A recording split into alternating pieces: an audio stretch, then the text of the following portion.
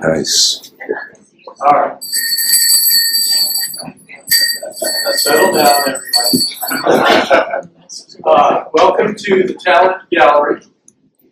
This is the artist talk that we do every Sunday at noon. And rather than artists, today we have poets doing ekphrastic poetry. If you don't know what that is, you're going to learn it today. This is my weekly demo. Pull this out, and I hit the silent button on that. Thank you. Silent your phones, please. We don't want to have our bells and things going off in the middle of the next Sunday, we have Denise Kester and Julia Janeway, two of our best all-time speakers. They give great demonstrations and talks. I highly encourage you to come see it. Today we have a group of poets reading poems based on the artwork that they've seen here in the gallery. And I'm going to introduce to you Andy Anderson, who has put that group of poets together, and we're going to go from there. All right, sounds good.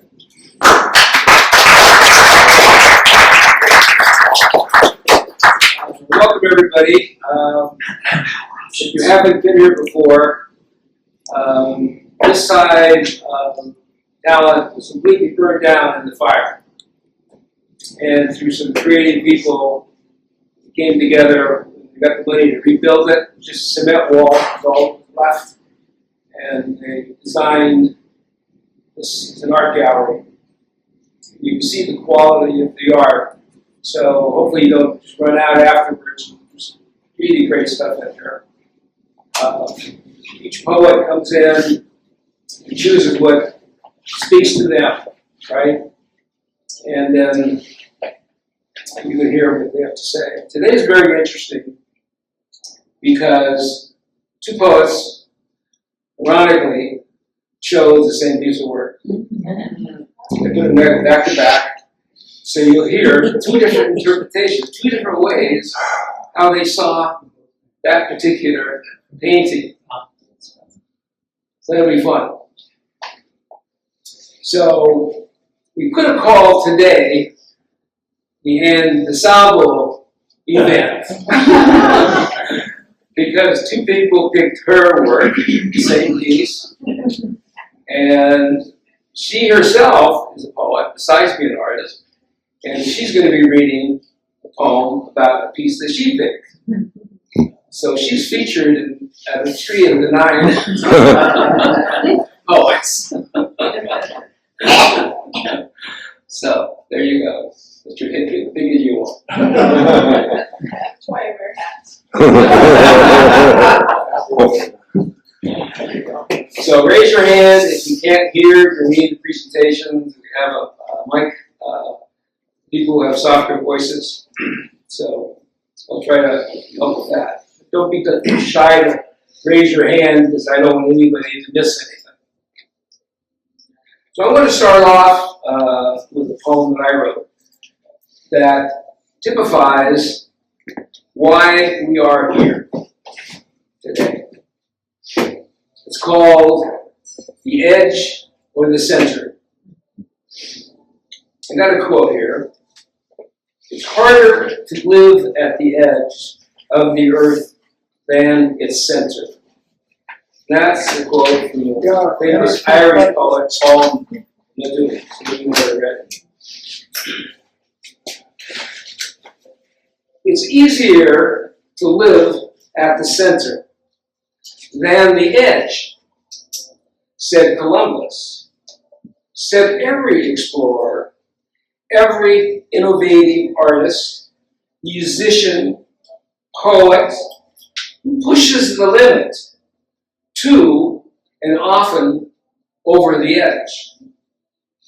For the edge is dangerous, unpredictable, often penniless, yet exciting to reach for an explosion of creativity.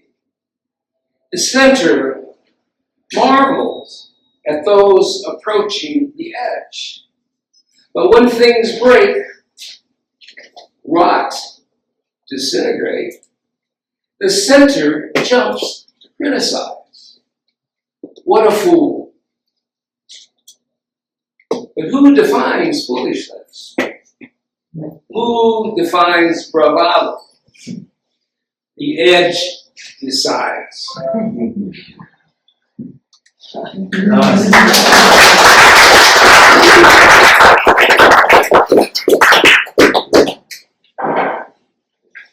So our first presenter is going to be Dan Kaufman. He's been here before, so you might have heard him before. He runs our Thursday group at the Talent Library, a group of poets that meets there once a month on a Thursday night. Second Thursday, just to share poetry. About 20, 25 people show up for that. Several of them are in the room who come to that. Dan's going to read Who Are We Who Are, number 4, by David Leibovitz. I'm putting all the art up here so you can see and see the art. No, I don't think so. Can everybody hear me? Okay. When I first saw Who We Are, Who Are We? No, Who Are We, Who We Are, by David Leibovitz, reincarnation came into my mind. My mother died in 2002, and although I am a devout agnostic, I had an experience several years ago that was revived when I saw this photographic assemblage. So I'd like to share it with you now. It's called Overlay. The only reason for time is so that everything doesn't happen at once. Albert Einstein. I never guessed our paths would cross again. Through some quantum quirk, I recognize your 20-something face aboard this Philly-bound commuter train. Despite the stun of "this can't be," I know those flashing eyes, that original nose from Family Black and Whites. You touch the parked arm of your companion, conveying, as you often did, "I understand." But I don't understand. February snow swirls past the train's streaked windows, or rattle flushes starlings from the skeletal elms. I grip my seat for sanity. Did Einstein ever figure on such space-time folds? An incarnation overlap, where now I'm older than my reborn mother. You leave the train at Villanova Station. A second time, I won't see you again.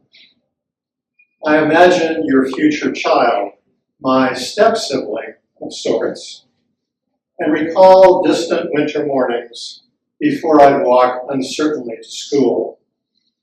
You'd kiss my forehead, tell me we were lucky. Perhaps the lucky get a second spin.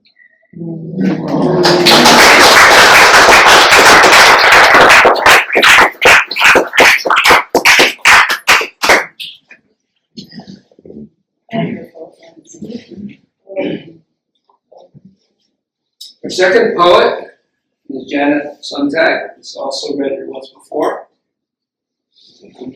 She'll be reading, I think it's called Winter, right?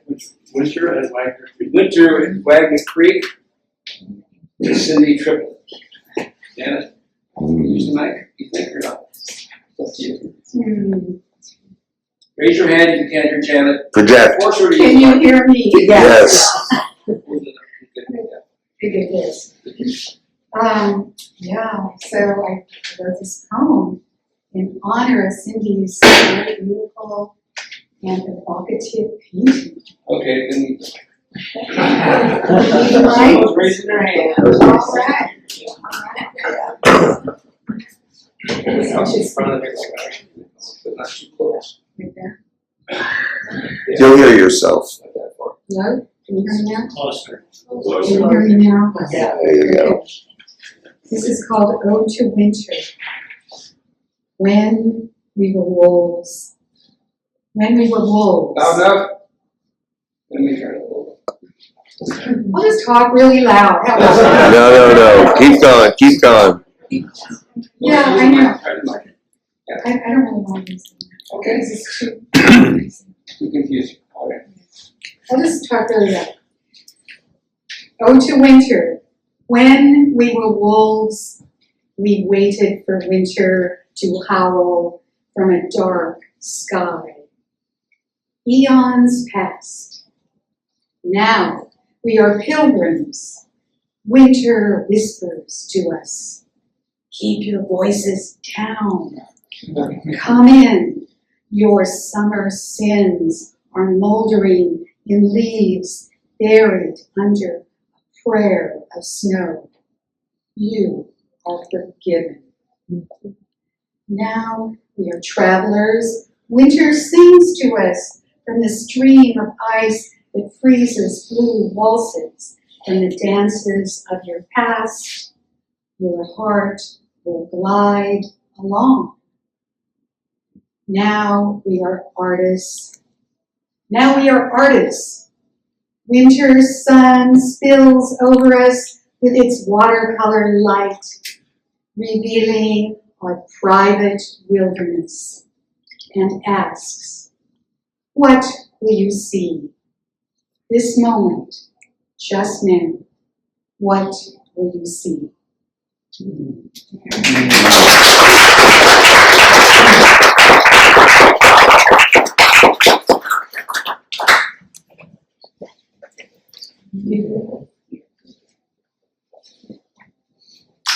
Isn't that beautiful, huh? I know. So special. The next poet is Seth Kaplan.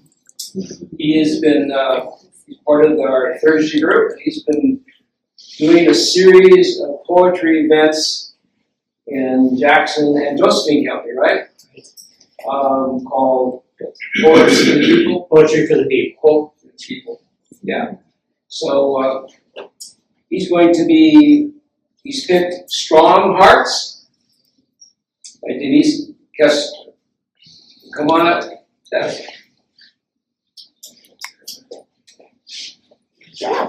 Denise, can you hear me? Everybody else hopefully can too. I wanted to start by saying when I wandered around here the other day on Tuesday, I come to the gallery a lot, but I was just really struck. There's like some amazing art here this time. Like it's always good, but it's like really, there's a lot. But I just absolutely love this one, and I encourage people to come up close and look at it when you have a chance later.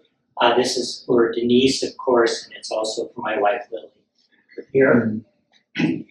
And it's called My Friend, My Love. Can you hear me now? Yes. My friend, my love, I see you are gutted, hope lost in the jetsam of a murky shore. I too am stained from wounds of these times, but look what our strong hearts reveal. Cut open, your humanity exposed, and look, can you see my heart is your home? A castle, our dreams pennant snapping alive in troubled winds. My friend, my love, it is a time of sorrow, uncertainty, and it is a time of wonder and mystery. Alone our tears burn and turn to chalk. But we are not alone. Feel my embrace. When I look in your eyes, I see rivulets of rainbows. They fill this empty chasm with enchantment. We too, knee deep in a magical river, our sanctuary created for the joining of strong hearts. My friend, my love, you know this place, where you will always find me, where strong hearts find comfort, where magic surrounds us now and evermore. How else can two such as we make sense of what lies below this kaleidoscopic surface? I know these healing waters offer no remedies for man's bitterness, but a song of something more. Let us stand together in nature's elixir until we are as one with the current's rhythm, yet not dancers, a part of what dances still.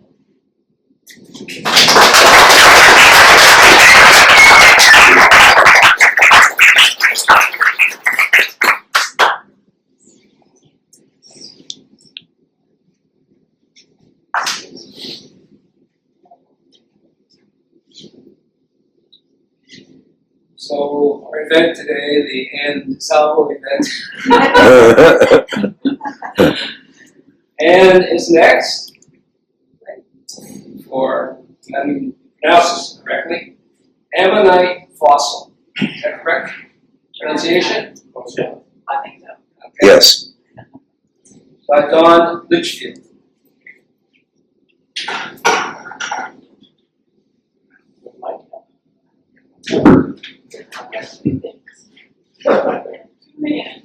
Okay.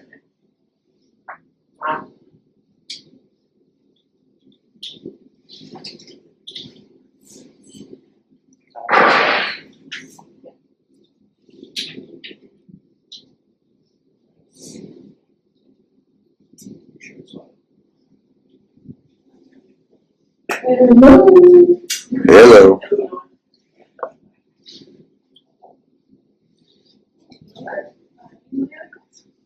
Uh-oh.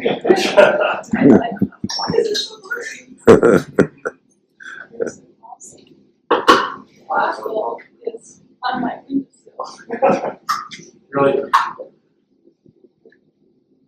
But there's many other ammonites in the cases and a giant one over here. We're not moving now. Not even an inch. We men know that. When you leave, check it out. It's right over here in the corner. We're not going to move the wall back today. Okay, now I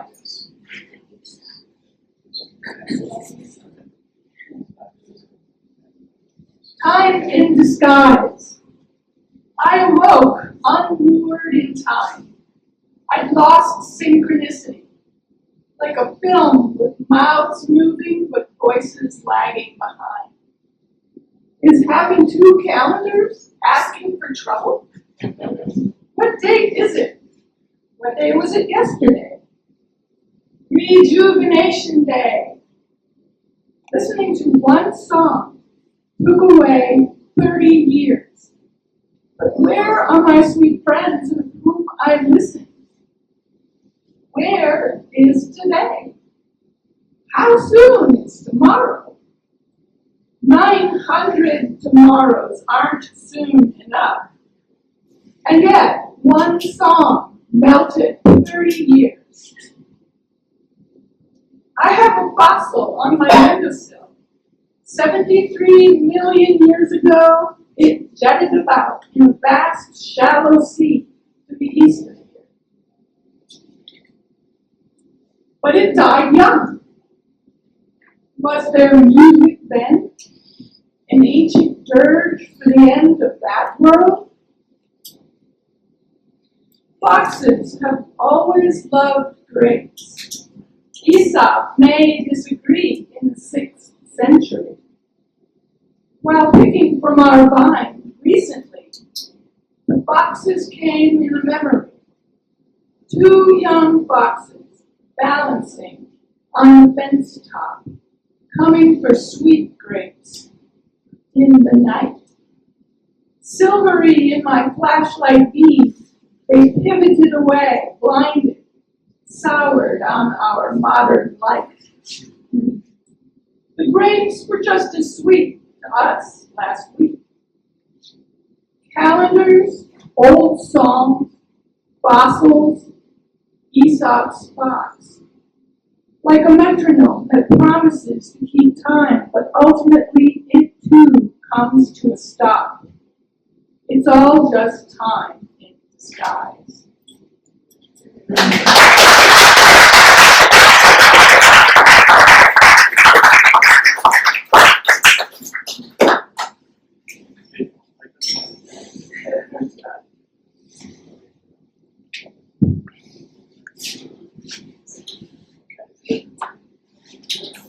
You didn't even type rehearse that.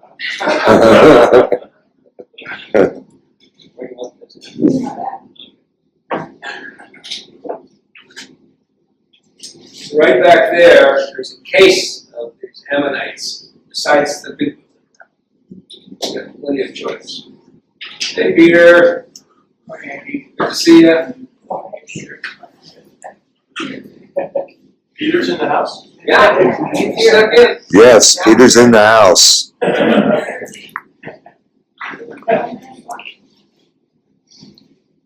So now we're going to have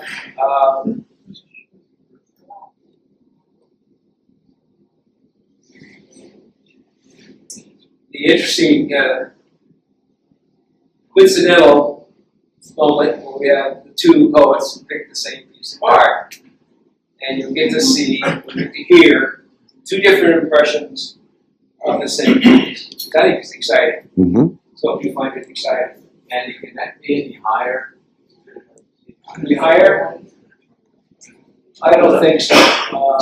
Bruce can hold it way over his head. He's pretty tall. I get tired. So that's the painting. You guys see it over here? Yeah. Yeah. Yeah. Yeah. All right. Got that. Ironically, I almost chose that one too. It's got a certain thing of that. So we're going to start Jack Seawolf. Knowledge and self.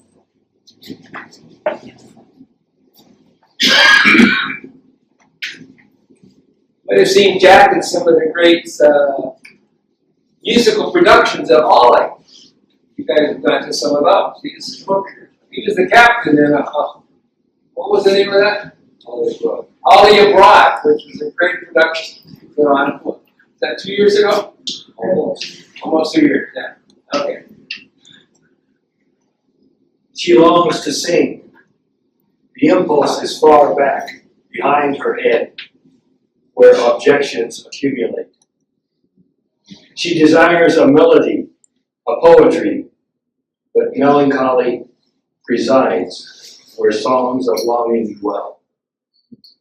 Her music drifts disorganized in graceless pirouettes, however intent or often her gaze. She senses what she must bear, to be loved and forgotten. A key she cannot reach beckons.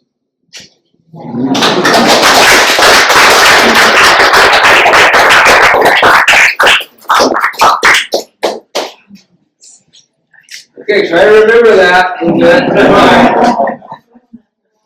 So Jack Wings is going to do the same piece of work. One of my poetry groups is one of my tennis partners. So come on up, Jack. Yes, we had to be named Jack too. Oh yeah, it's coincidentally they're both Jacks. Two Jacks going for the same girl. I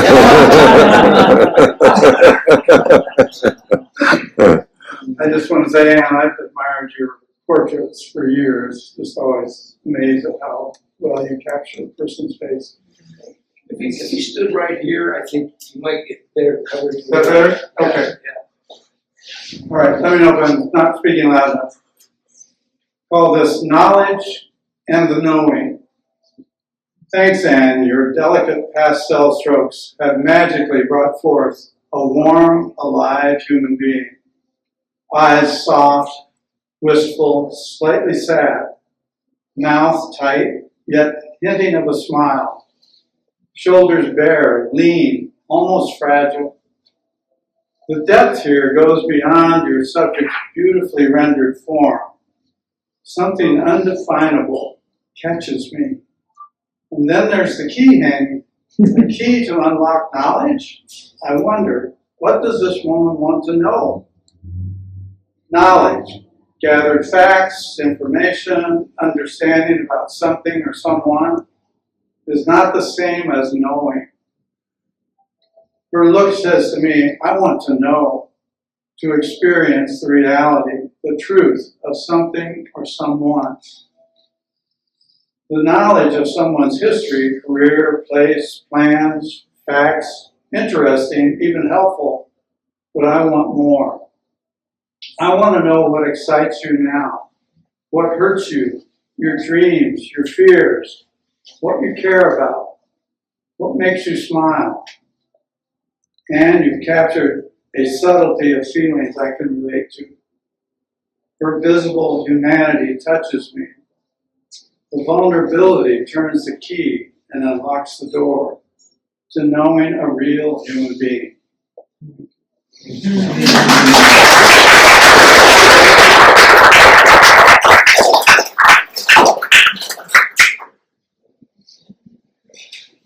When I hear those two poems about that painting, it kind of has a Mona Lisa effect, doesn't it? Yeah. There's a mystery to it. You know, what's going on in your head? You know, and I think if someone steals the Mona Lisa again, this could be the replacement. Get right on.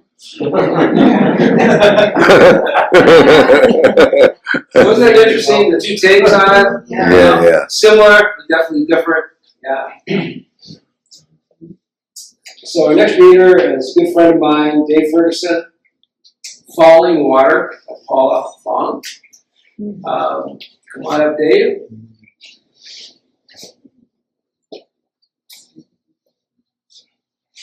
This one right here. Just outside the front door, there's a plant, which is close enough to the partial subject of this painting. It's a penstemon. And that's the flower. Falling Water, a watercolor by Paula Wong. Water falls. Of course it does, given that water utterly obeys the command of its clandestine suitor, gravity. Water flows betwixt its bank and bed, blindly, colorlessly downstream, until it leaps over the cliff's lip, plummeting and splashing along the unperturbed black rock face. In flight, water aerated reveals an opposite aspect, a fluid concrete of all color, whiteness. At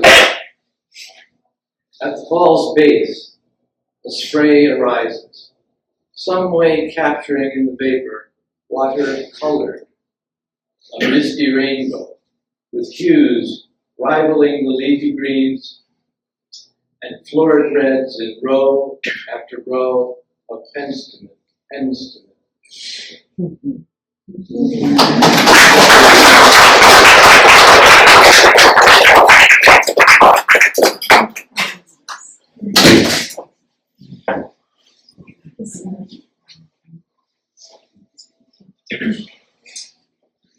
Thank you.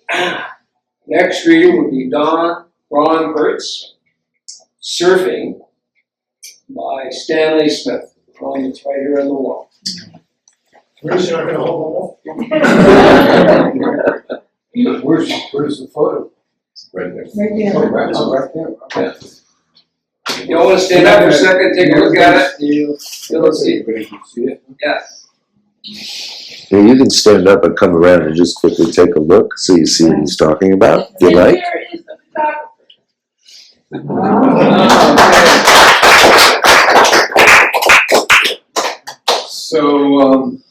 I must have a thing for Stanley. We all do. Like a lot of people, I guess, yeah. Because I did this a couple months ago, and it was another Stanley picture that I was drawn to, and it was that was called Friendly Fascism. And I did a rewrite of Bob Marley's song, the entrance song. This time I'm trying to do it without a guitar. I feel naked. Let's see, what else needs to be said? Surfing, right? A fact that you didn't know about surfing. The year after the Gidget movie came out, the number of surfboards sold multiplied by 10. Wow. You have to kind of get that to get the end of the poem. All right. Surfer photo. Rows and rows of surfer guys playing under pastel sunset sky, just waiting for that perfect ride. We do what we do to feel most alive. Many will gracefully race across waves. A few will even manage perhaps to hang 5. But most will spend their time warily waiting, looking over their shoulder, just trying to survive.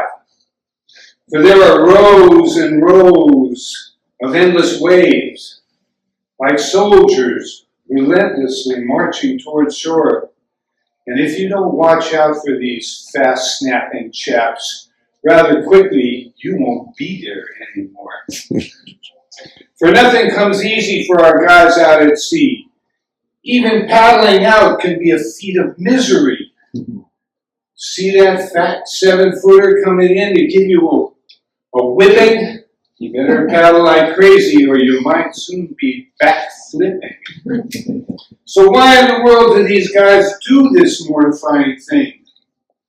Unfortunately, the photo doesn't show what's most motivating. The girls on shore in their tiny bikinis, watching with wide open eyes, waiting for their sculptured hero to take them on a dazzling ride.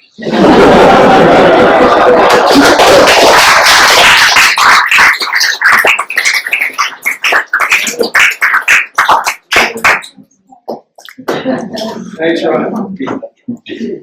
So, Stanley Smith was a huge tease. So, you gotta, when you look at his pieces, you got to really look at them. Because he throws you a lot of curves. Like that. There's no way waves come in like that. 6 waves all surfable at the same time. That does not happen. Right? So you got to look at all of his pictures, his work, his painting, whatever. I guess they're photographs, right? Because you mess around. Pretty much. Yeah. There's always a tease in there. Some people have a shadow that goes the wrong way. Some people don't have a shadow. So I've noticed people when they come to the gallery, they go a little too fast, in my opinion. You gotta stand and you really gotta say, all right, what's he doing to us this time? Check it out, look close. So I have a lot of fun looking at his work too. Thank you. So I'd also like to introduce my sister. Nancy, my sister came up from Walnut Creek just for this event. Oh, nice.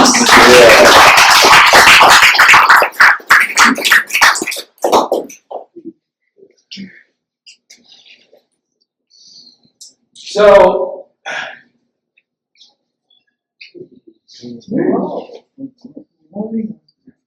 this doesn't roll. Roll that. Hope it doesn't roll as So well. I had to look up that word. What the hell? Monad. I'm not even pronouncing it correctly. Philosophical term conceived by the Pythagoreans of a superior being to totality of a thing. a breakthrough performance.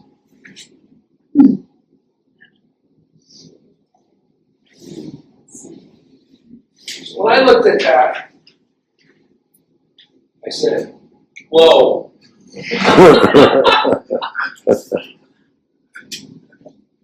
Wake up! A brilliant slap.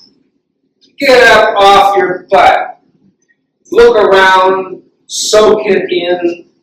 The blazing blue sky, delicious puffy clouds, snowy fine ripe tomato. Sip an old Zinfandel. Wake up!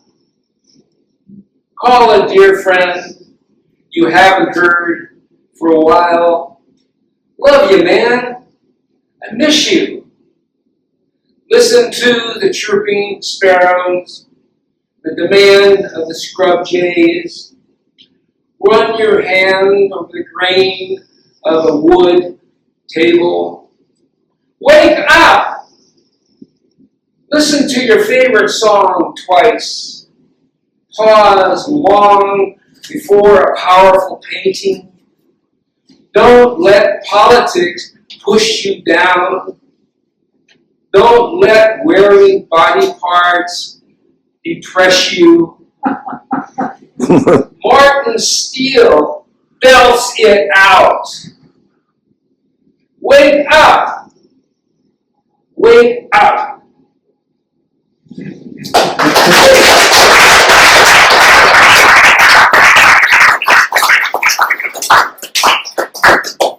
That concludes the poets. I hope you enjoyed it. I did want to mention that the gallery has an email newsletter that they send out. You can all sign up for it if you haven't done it, which keeps you abreast of all the events that they do here. This isn't just one of these galleries they put up and leave it forever. It's interactive. They have shows here. They turn over the show every 2 months. That's what this arthrastic event coincides with the turnover of the show when they change the things out. So every time you come in here within 2 months, you're going to see different things. So it's always a treat to come in. So anytime you're in talent, you should come in here and you'll have a new treat. See you. Thank you, Thank Andy. you all for coming.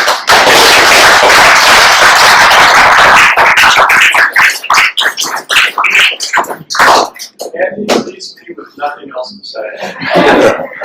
Thank you, Andy. Back next week for Denise Westford and Julia Janeway. Thanks. Thank you.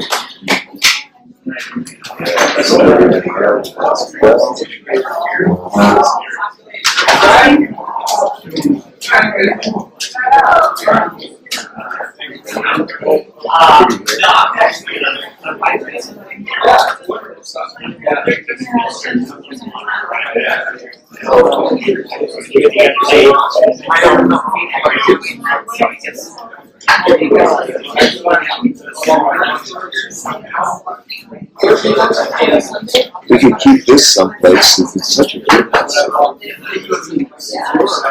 There you go.